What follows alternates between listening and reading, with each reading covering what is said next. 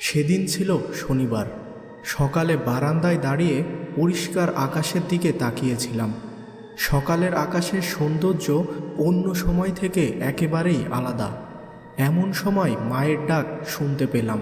সকালে নাস্তার জন্য ডাকছেন। নাস্তা শেষ করে স্কুলে যাওয়ার জন্য তৈরি হতে আমি আমার রুমে প্রবেশ করলাম। এমন সময় আমার মোবাইলটি বেজে উঠল।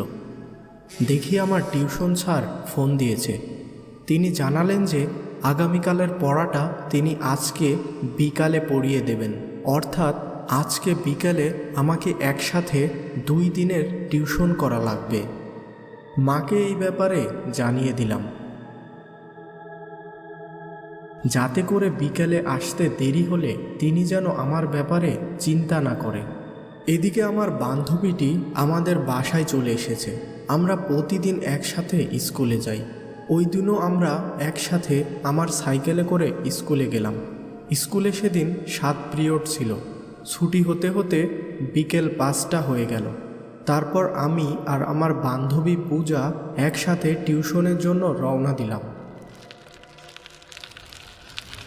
আকাশে তখন ছোট ছোট মেঘ ভেসে বেড়াচ্ছে, তবে সে মেঘ দেখে মনে হয় না বৃষ্টি নামবে। টিউশন যখন শেষ হলো তখন ঘড়িতে সময় 6:30। স্যার আরও কিছু সময় পড়াতেন, কিন্তু মেঘের অবস্থা একেবারেই ভালো না। বাহিরে এসে দেখি আকাশ পুরো ঘন কালো মেঘে ছেয়ে গেছে। আমি আর পূজা তখন দ্রুত বাসার উদ্দেশ্যে রওনা দিলাম। আমি বেশ দ্রুত সাইকেল চালাতে লাগলাম। কিছু দূর যেতেই সাইকেলের চেন পড়ে গেল। ওহ, কি যে অবস্থা! চারিদিক শুধু কালো আর কালো। এদিকে পূজা অনেক চেষ্টা করছে সাইকেলের চেন তোলার, কিন্তু কোনোভাবেই সম্ভব হচ্ছিল না। হঠাৎ পেছন থেকে একটি কণ্ঠ ভেসে আসলো। কি হয়েছে বাছা? সাইকেলের চেইন লাগছে না বুঝি? কণ্ঠ শুনে মনে হয় যেন বহু দূর থেকে কথাগুলি ভেসে আসছে। তারা দুইজনই পেছনে তাকিয়ে দেখে একজন বৃদ্ধা মহিলা তাদের সামনে দাঁড়িয়ে আছে। বৃদ্ধাটি সাদা কাপড় পরিহিত এবং মাথা ভর্তি সাদা চুল। চারিদিক তখন অন্ধকার, বৃষ্টি নামবে নামবে ভাব। আর এর ভিতর এই বৃদ্ধা কোথা থেকে এলো? আশেপাশে তেমন কোনো বাড়িঘরও নেই, একেবারে জনমানব শূন্য স্থান। দুইজনেই মনে মনে বেশ ভয় পেয়ে গেল, কিন্তু ওই বৃদ্ধাটিকে তা বুঝতে দিল না। তারা তখন বৃদ্ধার কথায় কোনো প্রকার জবাব না দিয়ে সাইকেলের চেন তোলায় ব্যস্ত হয়ে পড়ল। কিন্তু কিছু সময় চেষ্টা করার পরও তারা কোনোভাবেই সাইকেলের চেন তুলতে পারল না।